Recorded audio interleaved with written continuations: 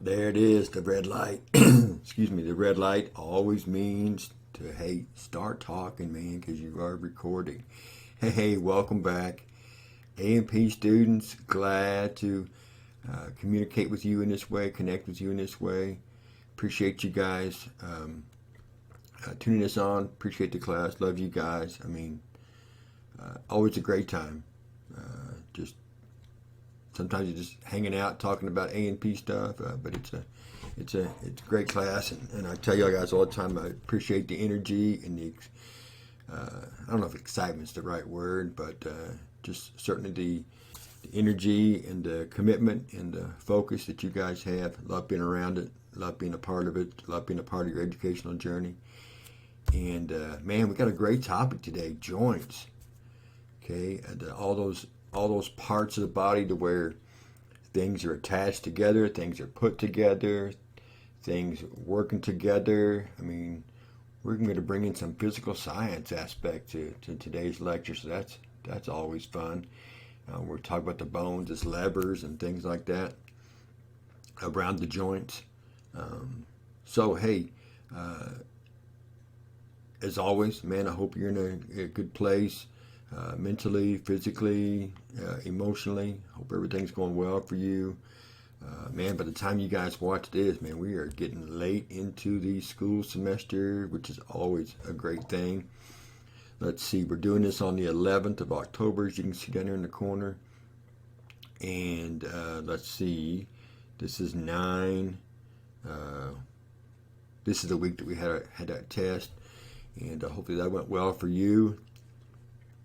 And I know it was a long, well, I say it, this is ahead of time, but I'm sure it was a long, tenuous journey to get through all the questions, but hopefully doing it online, at home, or wherever you chose to take it was a benefit. But let's see, back to what I was thinking of. Let's see, then we got, that was over 4 and 5. And then you've got 6 and 7.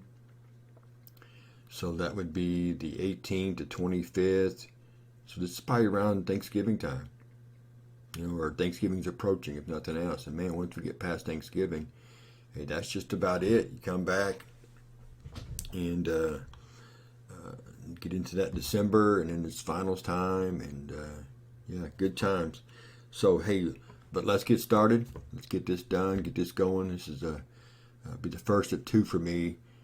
This is a 3-parter, and so we're recording obviously part 1 here, and we'll do part 2 once this one is done and finalized, and then finish up next weekend on number 3.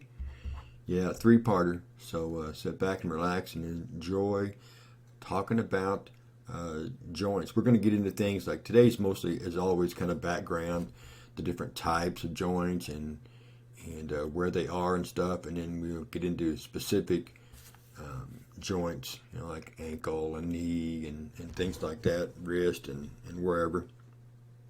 So hey, let's get started. As always, got the old glass of water. This is the first one, so spoiler alert on the second one. That will be a glass of Dr. Pepper, because it'll be post lunch, because we're getting there real close already. So, and got the notes ready to go. So with that, let's get started. Dramatic pause there. That was a strong teacher move right there. Always like to show off strong teacher moves, but you know that. All right, let's get some background information. So let's get a little text box here, and we'll put that bad boy right up here. And this is a different setup. We're just going to go straight down. Usually I kind of jump around. I go over to the left, I go down, I go over to the right, wherever. This is all right. I didn't mean that. This is left, this is right. I got that. This one we're going to go straight down the page here and do our best to, once it's time to move down. But let's talk about some basics, some background information about joints. First of all, get my outline format, which is another strong teacher move. They're typically named by the bones they are associated with.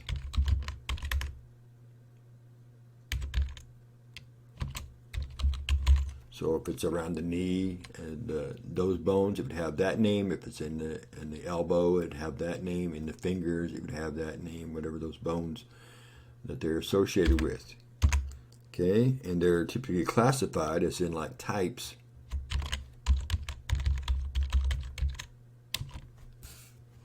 By the manner in which the connection is made.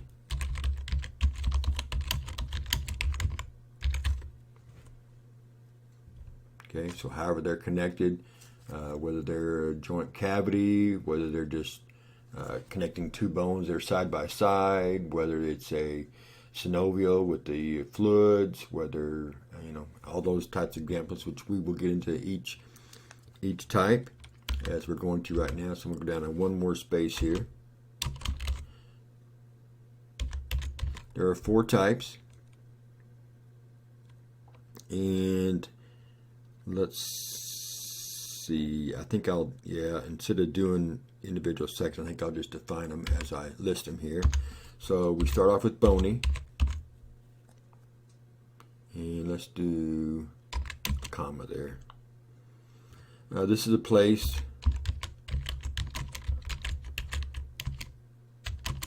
where 2 bones grow together, and this is a pretty rare type of joint, but it does exist, and so it is mentioned as one of the 4 types where 2 bones grow together, and it's usually associated with older age or old age.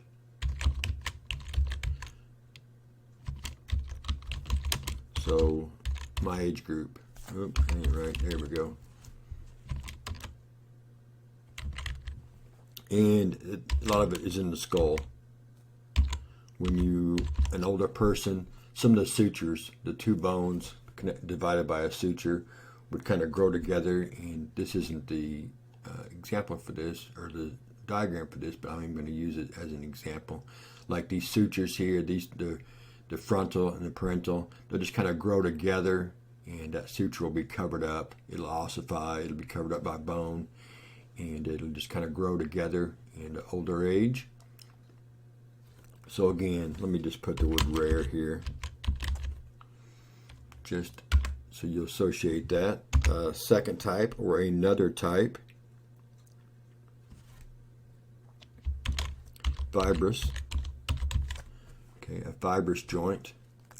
Okay, and let's do a comma again. This is where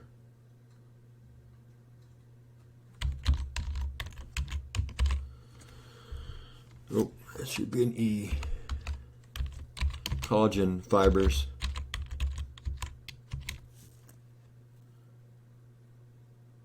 connect 2 bones, but the collagen fibers, I'm going to put CF just to save time. The collagen, but it stands for collagen fibers, grows into both bones.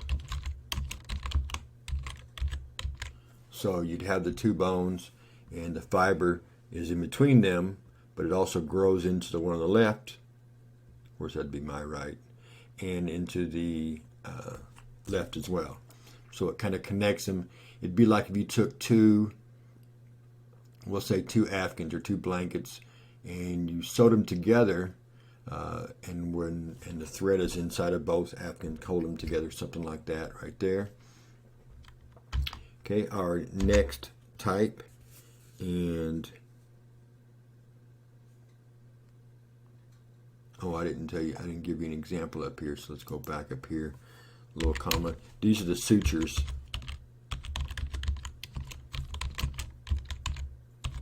In the skull. So again, when you connect these, you got the collagen fibers that are not only holding them together, but they've also grown into each side. Okay, now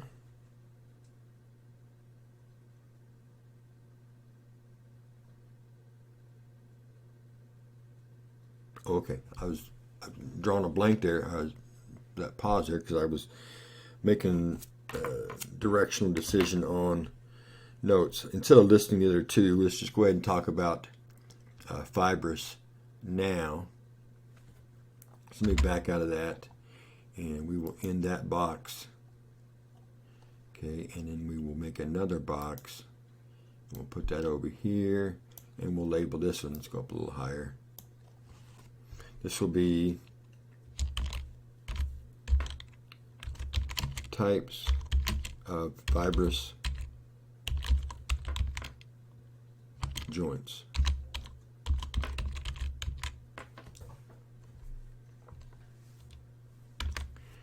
Okay, and we'll go, and there are, let's see, 1, 2, 3.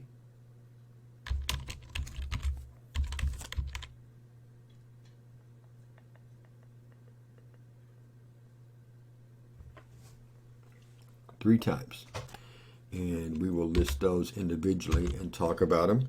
The first one, as we've already mentioned, is the sutures.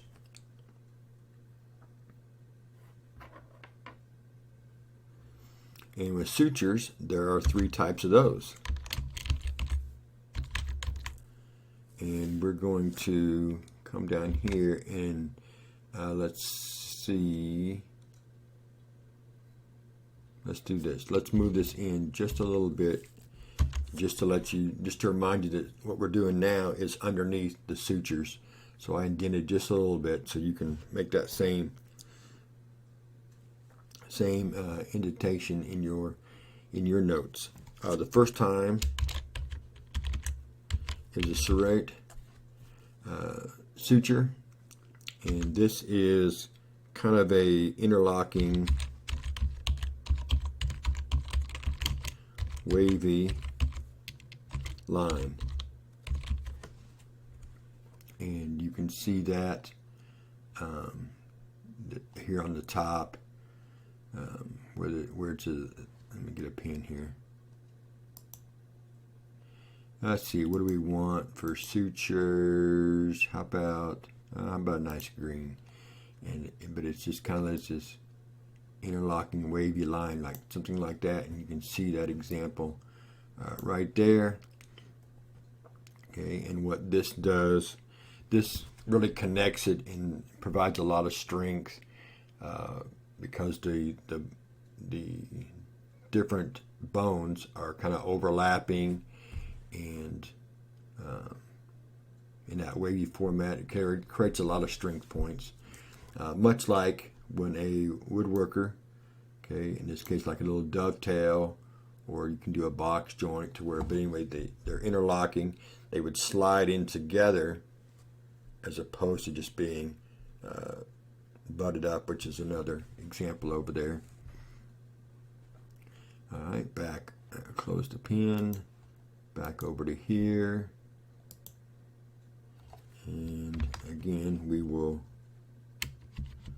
move in a couple of spaces, and our second type is a lap suture, and this is obviously, you can see there in our example, an overlapping edge,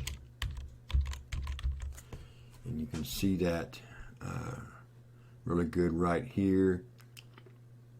You can see that this bone over here, and you can see it's on the temporal, between the temporal and the sphenoid bone there, that it overlaps, and therefore a portion of this bone is underneath this bone, and when those are connected, and they can kind of come down on each other as a way of strength, and that suture then holds them together to where actually the lower bone is, the upper bone is kind of resting on, and it can create a good strength point.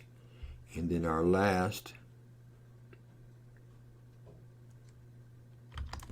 example here, one more I think, there I go, is a plane, and this is just kind of a butt joint. In other words, they're just put up against each other, much like you can see here. So we'll put no Let's see. Oh, flat edges. And you can see that like in the maxillae up here. They're just two bones side by side that are connected together. A plain suture.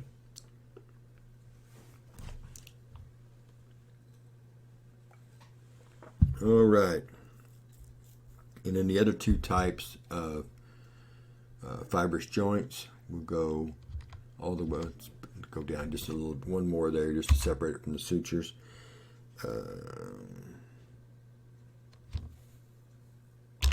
Couldn't find a G there. Gomopus. No, I left my H out there. Yeah. Gomopus, and this is a tooth.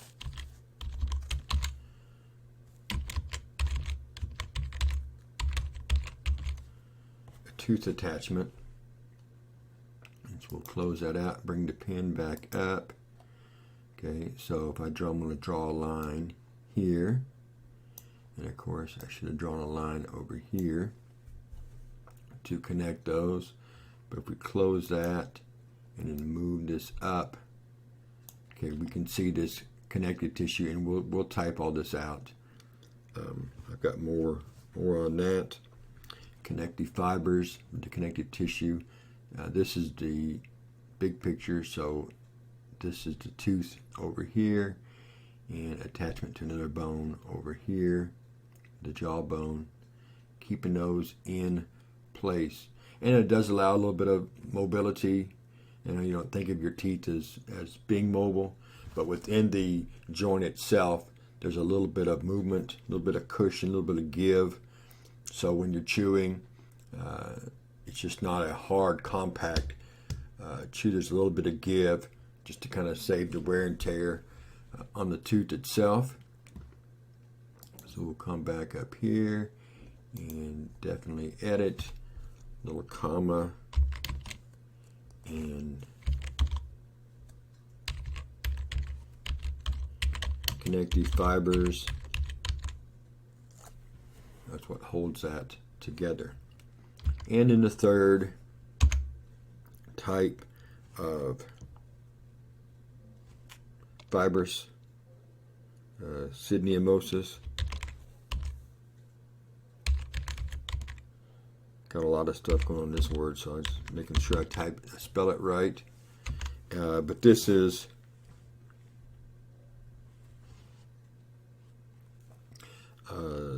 the joint where you hold two bones that are side by side, like the ulna and radius, or the tibia and fibula. So two bones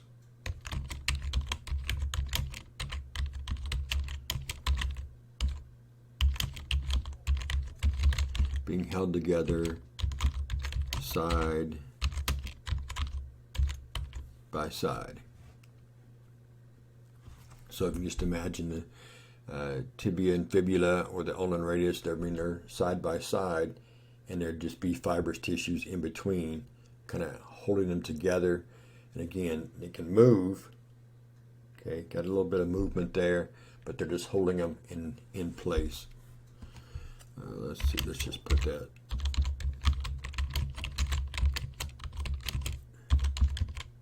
Holding them in place. And so that's the three types of fibrous joints. Looking down at my list here.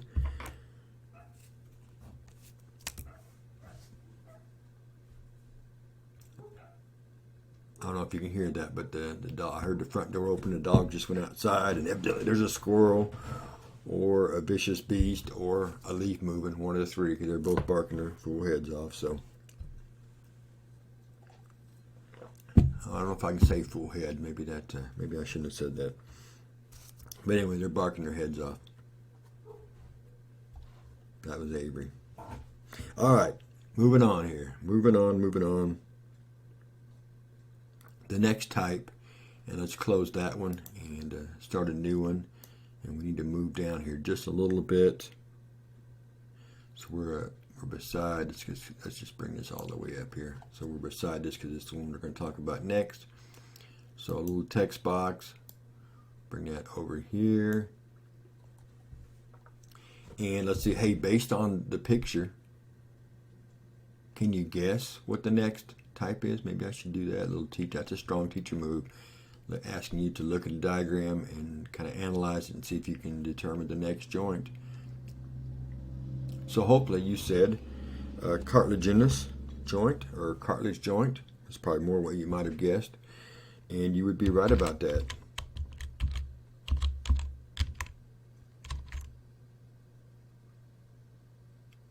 Let's see, yeah. So they kind of scienced up the word here by adding a little suffix there. But it's pretty simple to understand. We got two bones held together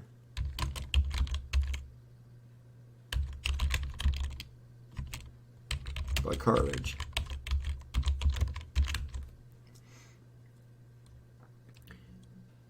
And there are two types.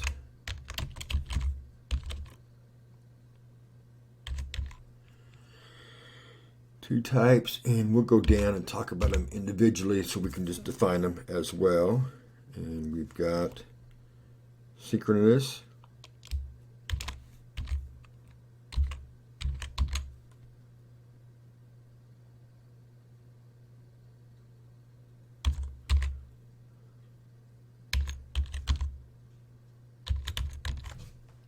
and this is the top box over here. This is where, and I'll type it, but let me just say it first, where you've got, it's in the clavicle. Obviously that's heading out to the clavicle here.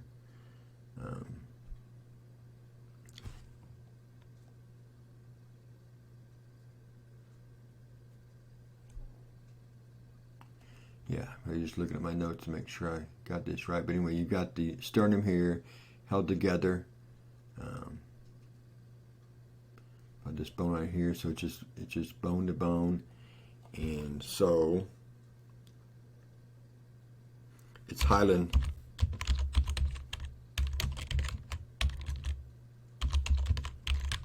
cartilage. And in your second type, symphysis,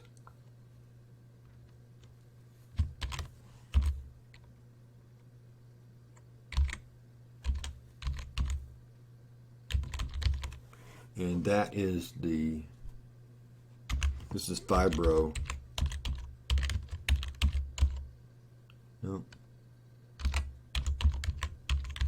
Fibrocartilage, and these are the bottom two box, or the bottom box here. So this is in between the vertebrae, and as well as holding both sides of the pelvis down here. This little spot down here, holding the left side and the right side, connecting together. They're obviously connected up here as well, with some good sutures right there. But down here at the bottom, little joint.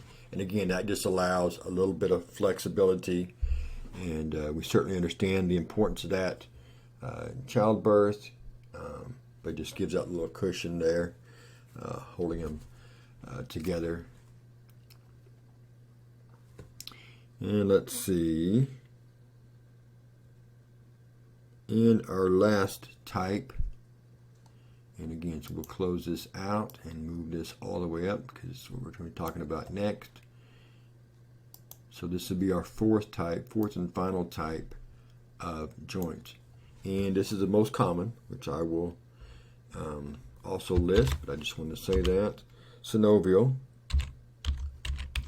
And when you think about a joint of the body, this is the one that you would think about. This is the one, especially if you watch sports, that you're going to see and the injury report all the time. This joint here is what is a profession creating joint. Athletic trainers, coaches have to deal with this. Physical therapists, occupational therapists, those type of people will all be people who have to work with these joints to fix them, repair them, try to help the improvement of them, things like that. Surgeons, if you're going to repair a joint, this is the one you're going to repair, whether you're replacing the tendons, ligaments, reattaching them. You know, we hear the ACL injury all the time. We got the Tommy John surgery in baseball. We got the tennis elbow, all that stuff, all around the synovial joints. And got a lot going on here, so here we go. All right, so we just start here at the top. Two bones separated.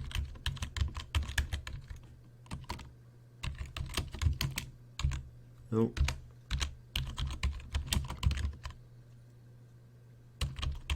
By a joint cavity.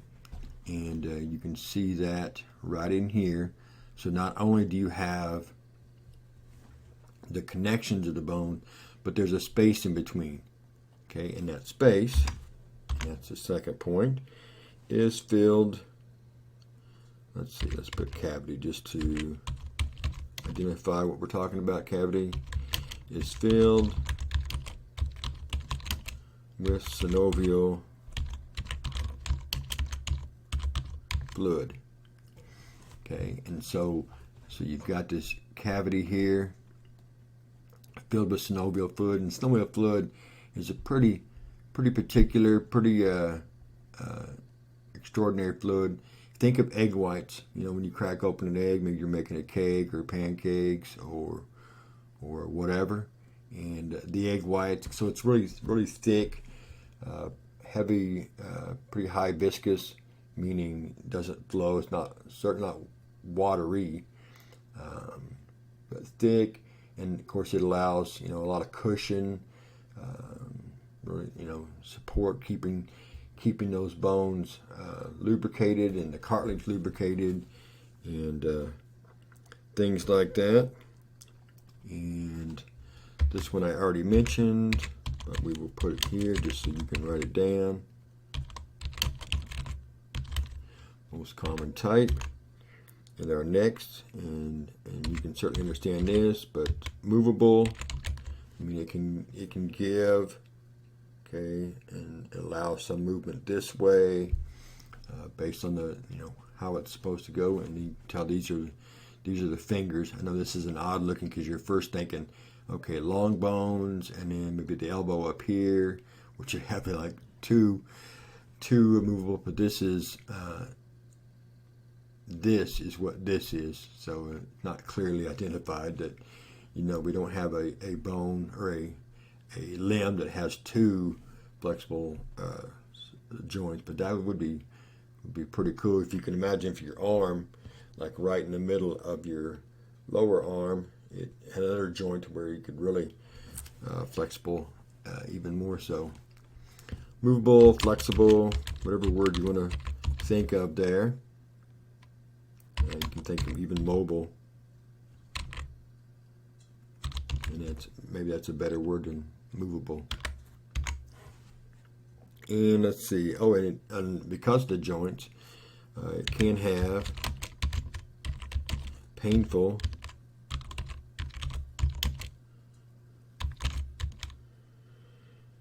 dysfunction, which means, as you guys know, nursing people, just out of place.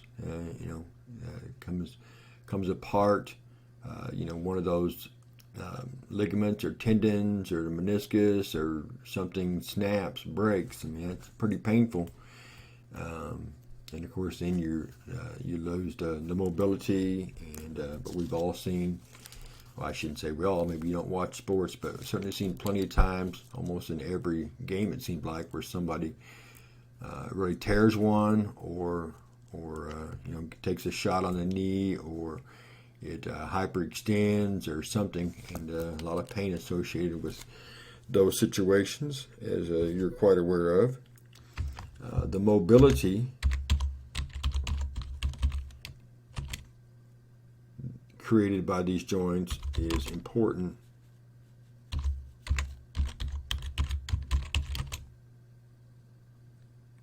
Is important to, how do I say that?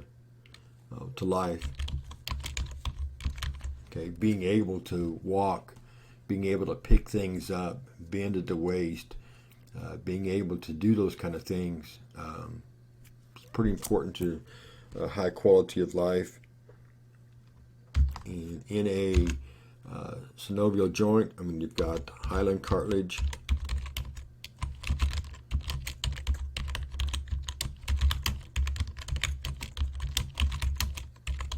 it covers the face of the bone, and so we're talking right in here. Okay, going to cover the faces of these. And our next note, I think I've already, yep, did that out of order, but yeah, the synovial fluid fills the cavities, and then you've got this, and I'm going to type this, but just like what we did with, that don't look right.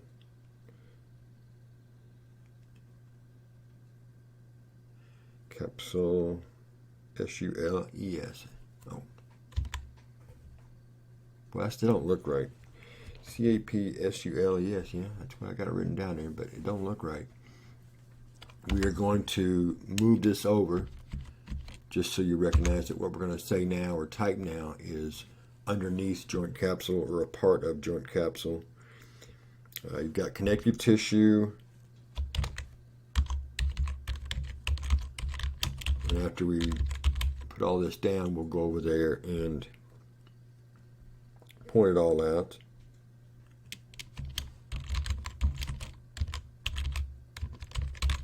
It attaches the bones. And one more. And then the synovial membrane, which is this. So what we just did, this is the connective tissue here, and in this little membrane right in here, what we're talking about here,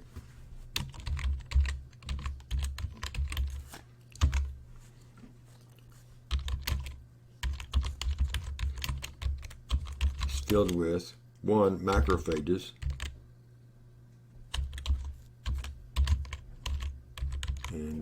and you're well familiar with macrophages, but these are part of the immune system. So they're just gonna move around, and they're looking for debris. They're looking for foreign material. They're keeping everything nice and clean, keeping everything, whatever doesn't need to be there, they're getting rid of. And for macrophages, and I need another comma there to bring myself back into my sentence, and fibroblast. And we've talked enough about the suffix blast that you should know that cells that produce the needed fibers. Okay, so they're going to produce the needed fibers, for the joint capsule. And that is all for synovial joints. So we will close this, and we will bring up the pen here. And so let's talk about, so obviously you got the two bones. And so we mentioned we got the hyaline cartilage here that covers the face. And we mentioned that in that open cavity is going to be the synovial fluid, that very viscous egg white type that keeps everything clean, keeps everything lubricated, keeps everything fresh. And we mentioned movable and important to life, and of course we talked about the joint capsule. So you got this connective tissue that attaches to each of the bones. Okay, so it covers, overlaps, and basically now surrounds. So, like for example, when one of the things, I'm sure I've mentioned this probably way too many times, but for the first First 90% of my education career, I was a coach, football, basketball, baseball, track. I mean, when you're working for a 1A school like I did for a bunch of years, you kind of just coach it all. All hands on deck, trying to get all the sports covered. And so when we would have especially in a practice or a game, when a player or somebody would go down and it's their knee, and you would either watch the trainer or our head coach, Clay last year there at Lockwood. He was really good at this. I really understood this stuff from playing and everything. But you take that leg, and if you could move that leg, I mean, it's going to have some movement left and right. You know, you're holding the knee kind of right in front of you and taking that lower leg and swinging it out just to check those ligaments and joints there. And there's a certain degree that if it goes past that's pretty self-explanatory about what's going on there. One of those, something is torn in there, or at least stretched farther than it needs to. And it'd be one of these connective tissues here on the side that they would be checking for. All right, so that is synovial joints, and so we're going to close that. I should say that's the main part of synovial joints, and there's that physical science stuff I mentioned earlier that we're going to bring into play. So really we've got two more sections. We're going to talk about this, accessory kind of structures of a synovial joint, and then joints in general as levers, and explaining how the different types work as far as where the fulcrum is, where's the resistance, where's the effort, in other words, the muscle that is doing the work, and to get the movement, and in the resistance on the opposite area. But first, a little text box, please. Move this up. And we're doing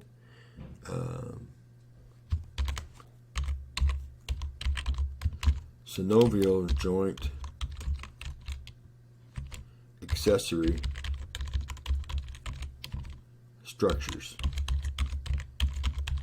And what we mean by that is each joint, like whether it's in the knee or in the wrist, in the elbow, in the ankle, it has extra little things that they're not in every synovial joint. Just they've got certain things like the meniscus and tendons and ligaments. There's just different ones in different spots. So we're labeling them accessory structures, and it's a pretty long list. Well, I shouldn't say long. It is 1, 2, 3, 4, 5, 6. And we're just kind of explaining each type. And some of them are shown over there, not all of them. But we will point out the ones that are. So we're going to start with articulary disc. Now these are pads, okay, that cover the entire joint, you know, all the way side to side. They just cover the entire thing. An example of this would be like in the clavicle.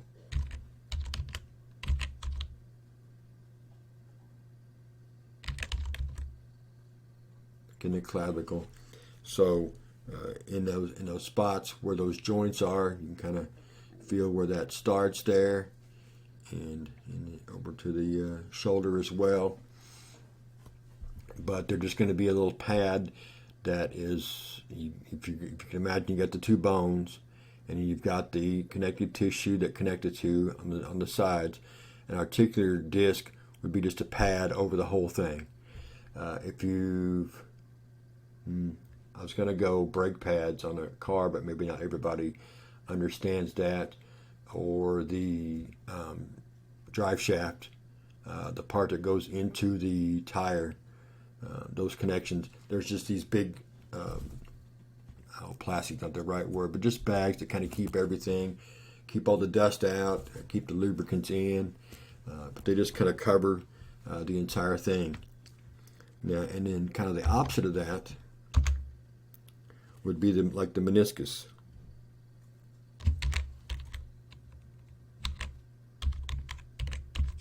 On the knee.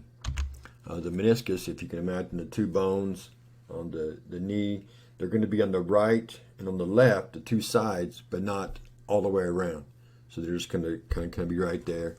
So sometimes I know with me, now you just wake up, you get to be my age, and you just wake up, and the knees tells you that, you know what, hey, we're gonna give you something extra to think about today. We're just gonna be a little sore today, and it's always that inside one. It's not a painful, a horrible painful, but it's just telling you that, hey, you're old, and today we're just not going to feel 100%. So there you go. Got that to think about. But the meniscus, it's a little cartilage pad.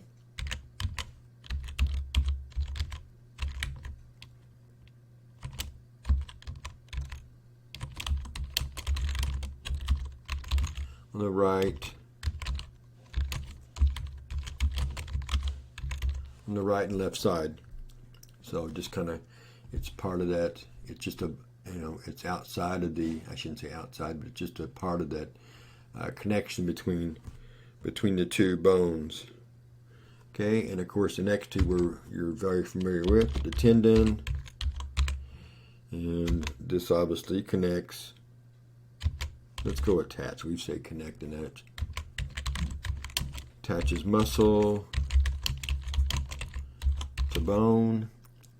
And of course, its partner in crime. Oh, I didn't do my strong teacher move there. Sorry about that. Hopefully you put it in your notes that way though. The ligament. And this is bone to bone.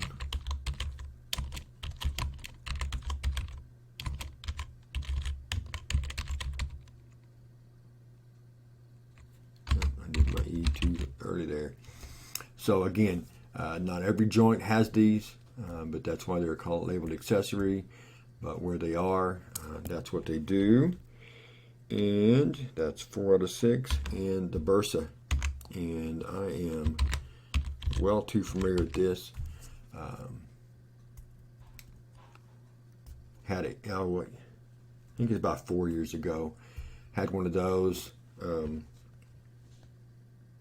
my elbow, where the bursa sac got it infected and really kind of ballooned out, and you just got to go to the doctor and get that drained out and put some antibiotics in there and all that kind of good stuff. And so, yeah, it wasn't pretty. I mean, it was I don't know about grapefruit, maybe tennis ball. No, that's even bigger than what it was. Maybe golf. I guess golf ball, but it didn't look pretty at all during football season one year. So it was quite humorous for everybody. Except for this guy. And let's see, but this is a fluid-filled sac. Fluid-filled sac. And it's synovial fluid. And I think I put, between muscles. No, I need, between muscles and, no, that's plenty right there. And then our last accessory structure for a synovial joint is the tendon sheath.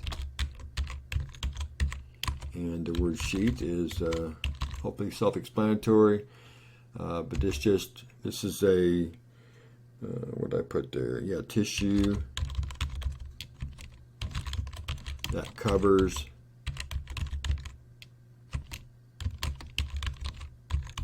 a tendon. So we're thinking protection, support, that kind of stuff there.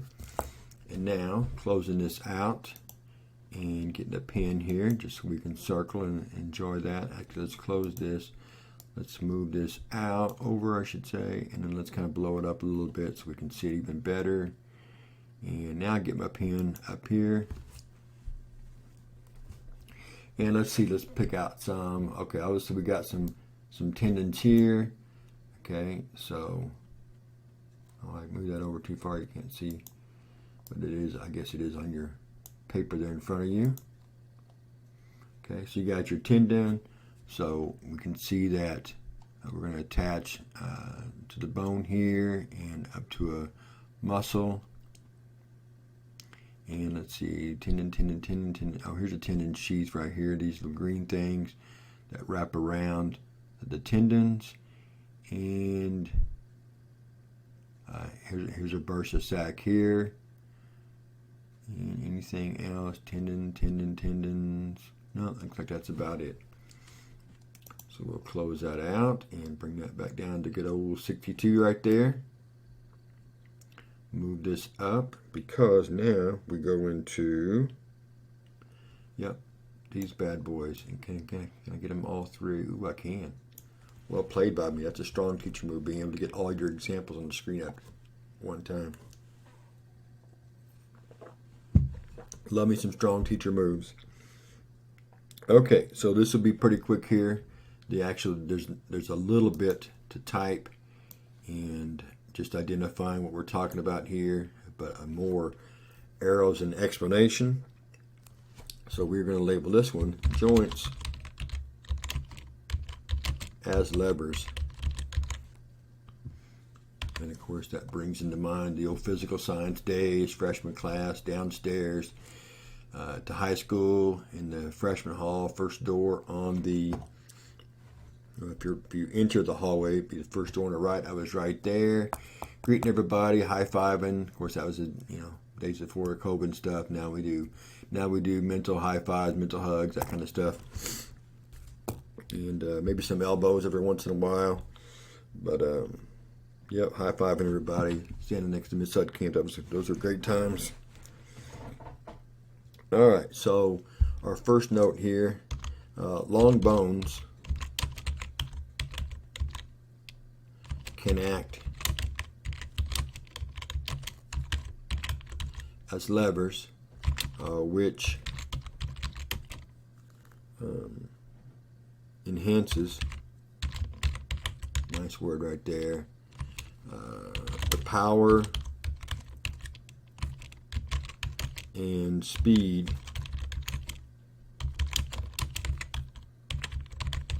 of a movement. And of course, this is certainly from a nursing standpoint and from a medical field standpoint, this isn't tremendously important information. If you were a physical therapist, if you were an athletic trainer, those kind of things, that's more of what you'd be thinking of, because not how it does it, but the fact that you've got to get it back to where it can do that. But there are 3 types, and so we will put that.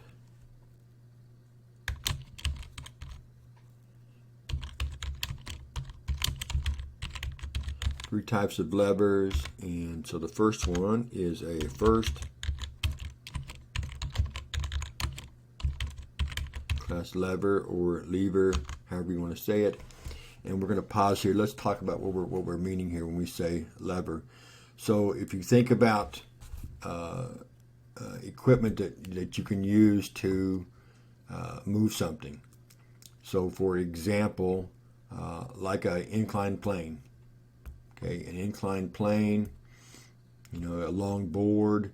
Not only can you use it as a ramp, okay, so you can get it from point A to point B up a ramp, but as you can see an example, you think teeter-totter, you think wheelbarrow. Those are pretty obvious examples. The third one, the third class, that's more of a complicated explanation. But if you think about a teeter-totter, you got a kid on each side. So the long board, that's the lever, that's the lever.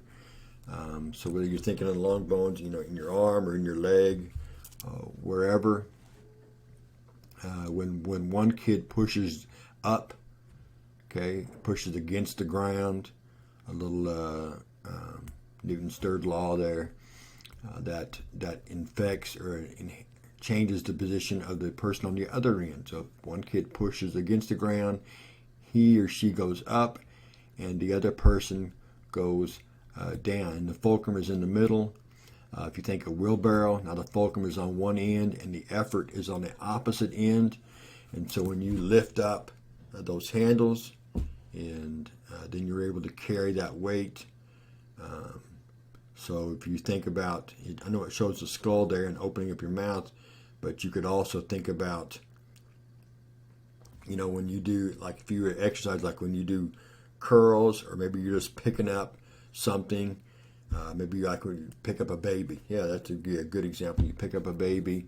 The fulcrum is obviously your elbow, and that long shaft kind of absorbs the weight, okay, of the baby, and then your hands lifting up. That's the effort part, picking up as a lever, and so things like that. That's what we're talking about.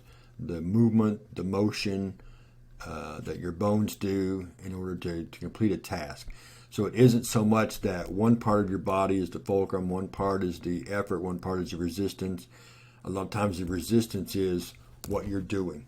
Okay, I had a big freeze right there. So hopefully, sometimes when that happens, I go Japanese or 60s and 70s, those Japanese style movies where you watch them and the words and the lips don't sync up. So hopefully we're not doing that anymore. But you're probably more aware of that than I am, because I've caught it a few times going back and looking things, especially at the end of a lot of them. That way when I go back to see where I ended, and it's kind of that way. So all right, so first class lever, as you can see there, we're thinking that the fulcrum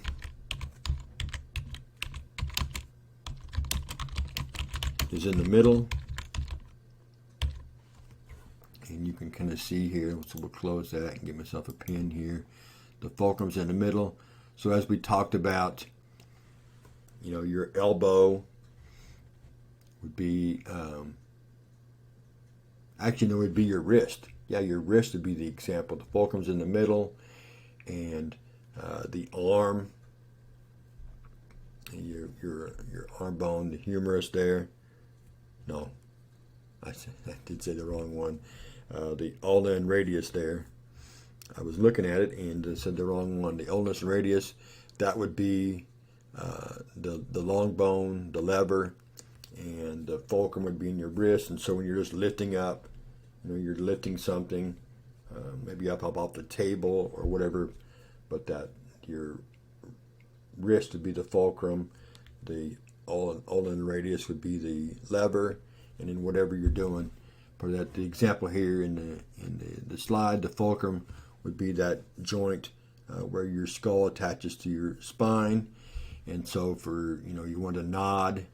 The resistance is gravity. So it's not saying the resistance is the jawbone here, okay, the mandible, or maxillae, I'm sorry. No, mandible was right. Boy, I'm second guessing myself too much here. It's the idea of you pull your head back, or you can push, okay, and then the fulcrum is the point where your skull and spine are attached, and you're just nodding. Okay, you're nodding yes. And so that would be a first class lever. So closing that, coming back to this, edit, certainly. So a second class lever or lever is now you got your fulcrum on one end, effort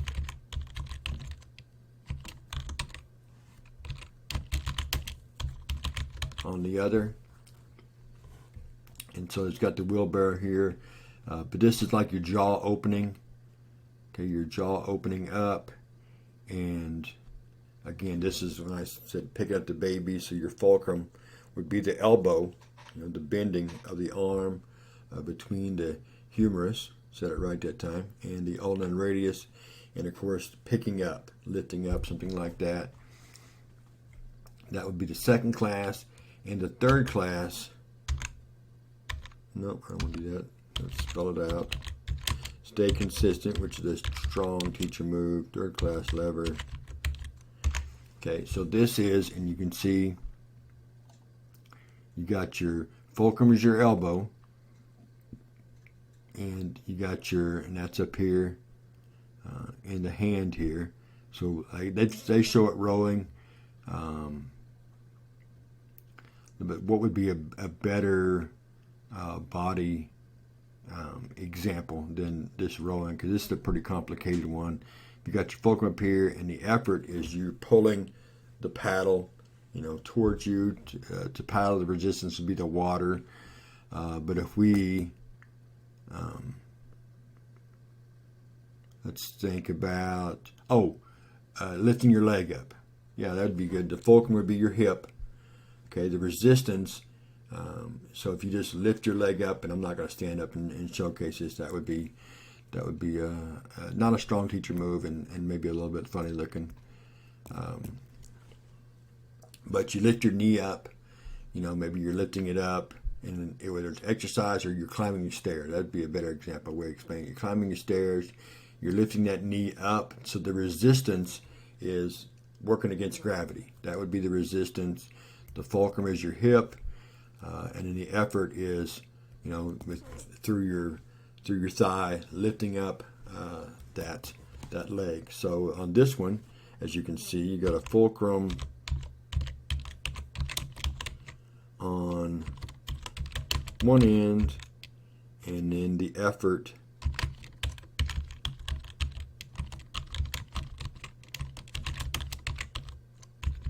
is in the middle.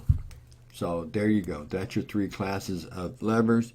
And sadly to say, that's the end of the material right there. That is video 1 in the books. Book it, completed. We did it 1/3 of the way through the joint material. So hey, thank you for opening this up and watching this and taking care of the notes and the information.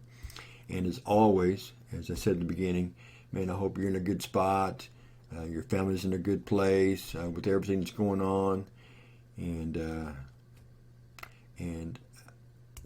But anyway, just again, always take care of yourself. And until next time, we will say goodbye.